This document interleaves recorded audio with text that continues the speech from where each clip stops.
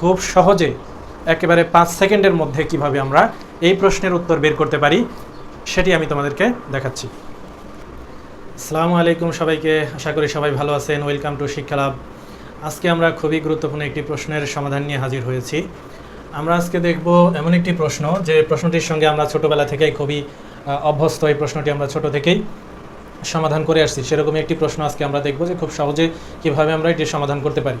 প্রশ্নটি হচ্ছে এরকম যে পিতা ও পুত্রের বর্তমান বয়সের অনুপাত 7:2 এবং 5 বছর পর তাদের বয়সের অনুপাত হবে 8:3।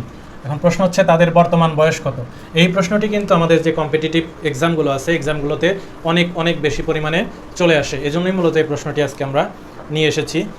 আমরা যদি দেখি যে এটা প্রশ্নটা হচ্ছে পেট্রো বাংলা 2019 সালের পরীক্ষাতে এসেছিল, অর্থ মন্ত্রণালয়ের 2021 সালের যে নিয়োগ পরীক্ষা হয়েছিল সেখানে এসেছিল, এনএসআইয়ের যে নিয়োগ পরীক্ষা হয়েছিল 2021 সালে, এছাড়াও আরও বেশ কিছু পরীক্ষাতে এই প্রশ্নটা কিন্তু অলরেডি চলে এসেছে।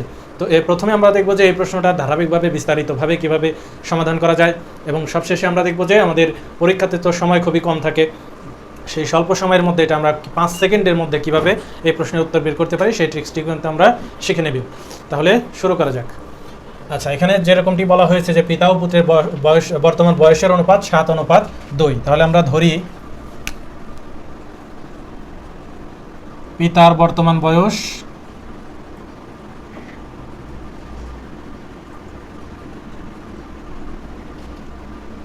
7x এবং পুত্রের বর্তমান বয়স কত হবে 2x, কারণ অনুপাতটা কত 7:2। এবং আরও বলা আছে যে 5 বছর পরে তাদের বয়সের অনুপাত। তাহলে বর্তমান বয়স আমরা কত পেলাম 7x এবং 2x।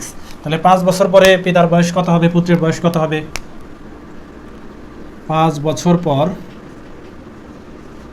পিতার বয়স হবে 7x যোগ 5, কারণ বর্তমান যে বয়স আছে সেখান থেকে কি 5 বছর বৃদ্ধি পাবে। একই রকমভাবে 5 বছর পর পুত্রের বয়স কত হবে, পুত্রের বয়স সমান 2x যোগ 5। তাহলে আমরা 5 বছর পর পিতা এবং পুত্রের বয়স পেলাম, এবং আমাদের প্রশ্নে আরও স্পষ্টভাবে বলা আছে যে 5 বছর পর তাদের বয়সের অনুপাত হবে 8:3। অর্থাৎ এই যে বয়সটা এদের অনুপাত সমান আমরা কত লিখতে পারবো 8:3। তাহলে আমরা লিখতে পারবো যে শর্ত মতে 7x যোগ 5 ডিভাইডেড বাই 2x যোগ 5 সমান আমরা কিন্তু লিখতে পারবো কত 8:3। 8:3। তাহলে এটাকে যদি আমরা আরেকটু সিম্পলিফাই করার চেষ্টা করি আমরা এরকম লিখতে পারবো যে 7x বা 7x যোগ 5 ডিভাইডেড বাই 2x যোগ 5 সমান, এটা যেহেতু অনুপাত আছে তাহলে এটাকে আমরা কি ভাগ আকারে লিখতে পারি। ওকে, এখন আমরা কি করব, যদি গুণ করি তাহলে 3 দিয়ে যদি এই ভগ্নাংশের লবকে গুণ করি তাহলে হচ্ছে 21x যোগ 15, এবং এটা দিয়ে যদি এটাকে গুণ করি তাহলে কত হবে 16x যোগ কত 40, এবং ফাইনালি যদি আমরা 21x থেকে 16xকে বাদ দিই তাহলে কত থাকে 5x, এবং 40 থেকে যদি 15 বিয়োগ করি তাহলে কত থাকে 25, বা আমরা ফাইনালি এখানে পাচ্ছি x সমান কত 25কে 5 দিয়ে ভাগ করলে 5।